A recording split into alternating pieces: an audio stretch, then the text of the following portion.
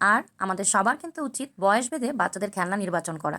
এখন যেহেতু যান্ত্রিক দুনিয়া, বাচ্চারা কিন্তু মোবাইলের উপর নির্ভরশীল হয়ে পড়েছে, এজন্য আমাদেরই খেয়াল রাখতে হবে।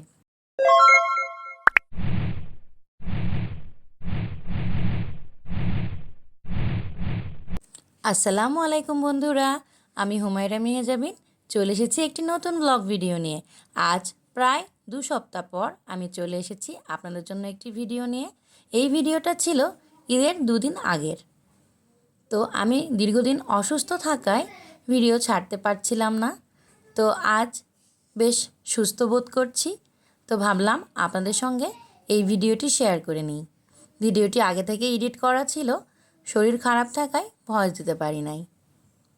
তো দেখতেই পাচ্ছেন এখানে কিন্তু আমি মেহেদি নিয়ে বসেছি, বাটা মেহেদি এবং টিউব মেহেদি দুইটো নিয়েই।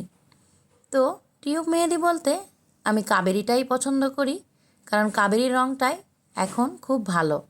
আর বাদবাকি সব মেহেদি কিন্তু এই যে 5 মিনিটেই রং হয়ে যায়, ওই মেহেদিগুলো কিন্তু আমার একদমই স্যুট করে না। আমি ছোটো থেকে কোনো দিন ব্যবহারও করি নাই। সবসময় আমি চেষ্টা করি একটু অর্গ্যানিক মেহেদি খোঁজার। তো এখন আমরা যেহেতু মফস্বল শহরে থাকি, এখানে কিন্তু অর্গ্যানিক মেহেদি পাওয়া খুব একটা সহজ নয়।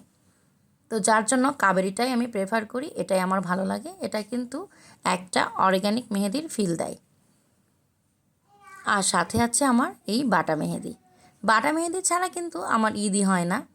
আমি মেহেদি দিতে ছোটোবেলা থেকেই খুব বেশি পছন্দ করি, কিন্তু এখন একটা বাড়ির গৃহিণী হয়ে ওঠার কারণে মেহেদি কিন্তু দেওয়া হয়ে ওঠে না।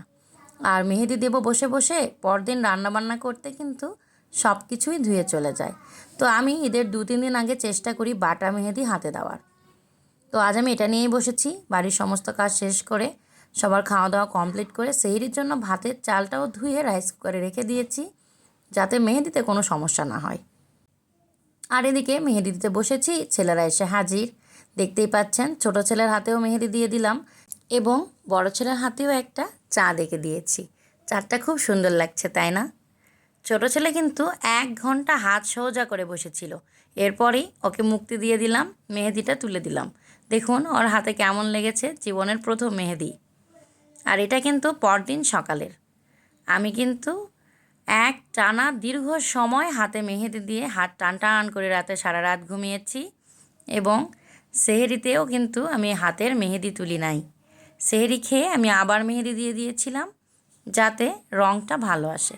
বরাবরই আমার হাতে রং খুব একটা ভালো আসে না, তো কী আর করার, ধীরে ধীরে কালারটা গাঢ় হয়। তো আমি এক হাতে, তো 2 হাতে মেহেদি দিতে পারবো না। এক হাতে ভালো করে মেহেদি দিয়েছি সুন্দর করে এবং আরেক হাতে অল্প করে দিয়ে নিয়েছি। এরই মধ্যে আমার ছোট ভাইটা কিন্তু ঢাকা থেকে চলে এসেছে ঈদ করতে, আর আমাদের জন্য নিয়ে এসেছে স্পেশাল হানিফ বিরিয়ানি। হানিফের বিরিয়ানি খান নাই পুরান ঢাকার এমন মানুষ খুঁজে পাওয়া যাবে না।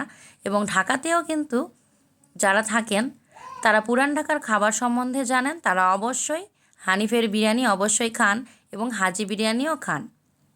তো আগেরবার যখন আমার ভাই এসেছিল, ও কিন্তু আমাদের জন্য হাজির বিরিয়ানি নিয়ে এসেছিল। তো এবার আমাদের জন্য নিয়ে এসেছে হানিফের বিরিয়ানি, আর সাথে এনেছে আমার পছন্দের বালুশাই। ফুড ভিলেজের বালুশাই ছোটোবেলা থেকে আমার খুব প্রিয়। যখন যে ঢাকা যায় এবং বাসে আসে, সেটা আমার শাশুড়ি হোক, আব্বু, আম্মু, আমার ছোট ভাই, আমার হাজব্যান্ড এবং আমার ননদ, তারা সবাই কিন্তু ফুড ভিলেজ থেকে আমার জন্য এই বালুশাই নিয়ে আসে। আমার পরিবারের সবাই জেনে গিয়েছে আমি বালুশাই খেতে পছন্দ করি, এবং তারা যদি কেউ বাসে আসে, বালুশাই ছাড়া কিন্তু কেউ বাসায় আসে না। আমার মতো বালুশাই খেতে পছন্দ করেন যারা আছেন, তারা কিন্তু অবশ্যই কমেন্টে জানিয়ে যাবেন। আর বালুশাইগুলো ছিল একদম ফ্রেশ, টাটকা এবং লোভনীয়। আর এরই সাথে আরেকটি পছন্দের খাবার আমার আছে, সেটি হলো বাকরখানি। পুরান ঢাকার বাকরখানি যখন কেউ ঢাকা থেকে আসে, না আনলে আমার কিন্তু মন ভার হয়ে যায়। বিশেষ করে আমার ভাই এবং আমার হাজব্যান্ড, যেহেতু ওদেরই থাকা এবং যাওয়া আসা পড়ে ঢাকায়, তো ওরাই একমাত্র আনতে পারে এই বাকরখানি। আর বাকরখানিগুলো একদম ফ্রেশ, চুলো থেকে নামিয়েই নিয়ে এসেছে আমার ভাই। সে অনেক কষ্ট করেছে, সে লাগেজ নিয়ে লাইন ধরে থেকে আমাদের জন্য এই খাবারগুলো নিয়ে এসেছে। এই খাবারগুলো আনার জন্য তাকে অসংখ্য ধন্যবাদ আমি জানিয়েছি, এবং আমার ভালোবাসা এবং দোয়া তার সাথে তো আছেই। এরই সাথে সে কিন্তু তার ভাগনাদের কথা ভোলেনি।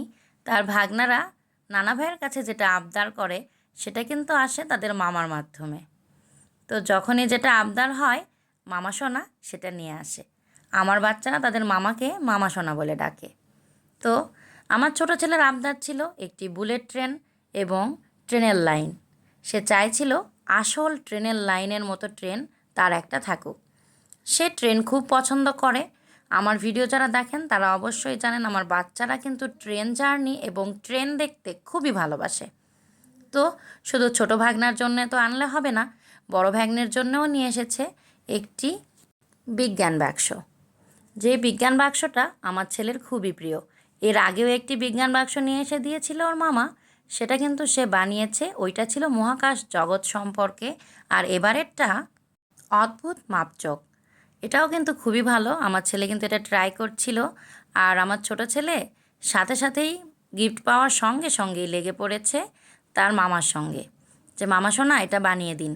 তো ওর মামা তো এটা বলছে যে আমার বড় ভাগ্নে বানিয়ে দেবে। আর এইগুলোতে আমার বড় ছেলেটা কিন্তু খুব এক্সপার্ট।